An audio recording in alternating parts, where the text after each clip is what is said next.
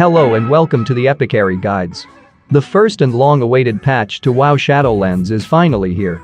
Let's make sure you don't miss any important details about the update and its newest content and features.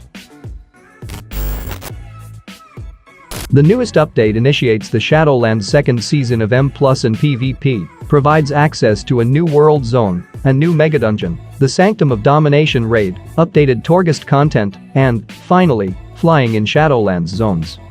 First, and the most important, is Blizzard implementing in-game Mythic Plus rating that is similar to the Raider.io score in a way, but is differently calculated.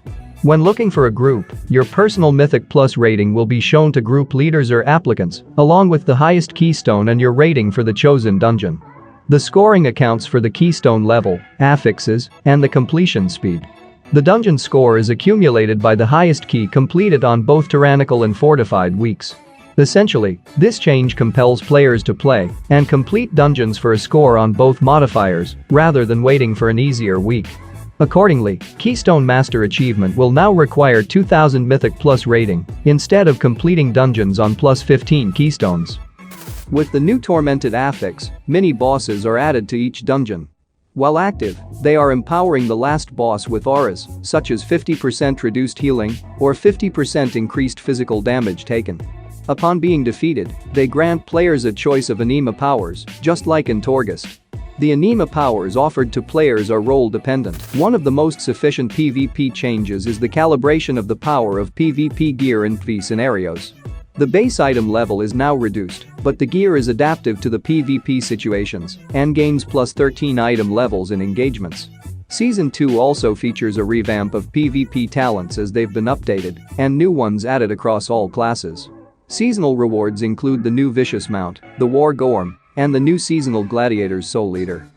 Located in the Maw, the new raid contains 10 bosses with Lady Windrunner herself at the end. The raid is scheduled to open on the 6th of July on normal and heroic difficulties, with mythic difficulty and the first wing of Raid Finder being traditionally available a week later, July 13th. The item levels for the Sanctum of Domination go up to 220 item level on Raid Finder difficulty, 233 on normal, 246 on heroic, and all the way up to 259 on mythic.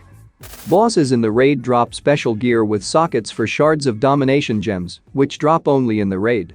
There are 9 Shards of Domination in total, spread into 3 groups: Blood, Frost, and Unholy. If you have 3 and more socketed shards of the same school, you'll be granted a rune word buff that will empower you even more.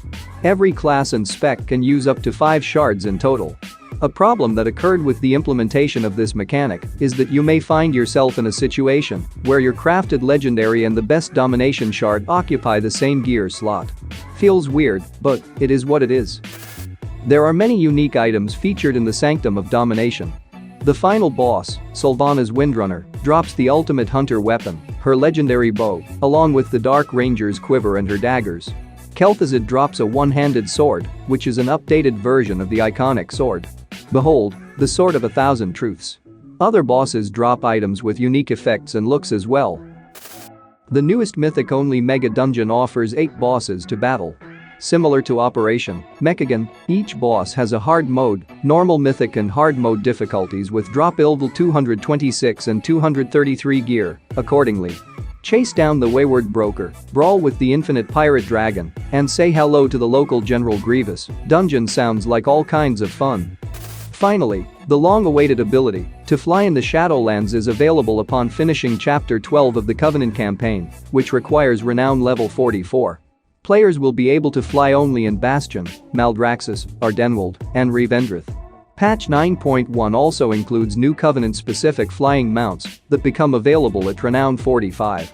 Ground mounts will be usable in the Maw and Korthia once you complete a short initial questline of the patch. Packed with quests, rare creatures, treasures, and other outdoor events, Korthia is the central area of patch 9.1. Now being able to use their mounts in Korthia and the rest of the Maw, players will advance in their Covenant questlines and gain reputations with new factions, Archivist's Codex and Death's Advance. Korthia also features a new world boss, Morgeth, Tormentor of the Damned, that drops 233 item level gear. Torghast is receiving an overlook from the developers.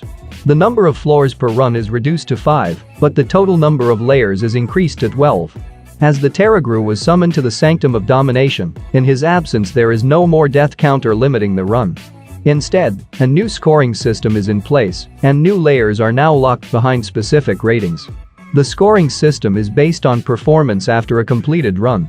A new currency has been added. Tower knowledge can be spent at the box of many things to acquire permanent Torghast perks. Once the players unlock layer 9, they can transfer Soul Ash to their alts. Now that you know all the main features of patch 9.1, we hope that you enjoyed this video. Comment if you found it useful, check out other videos on the channel and subscribe for more content. Thank you for watching, and see you next time.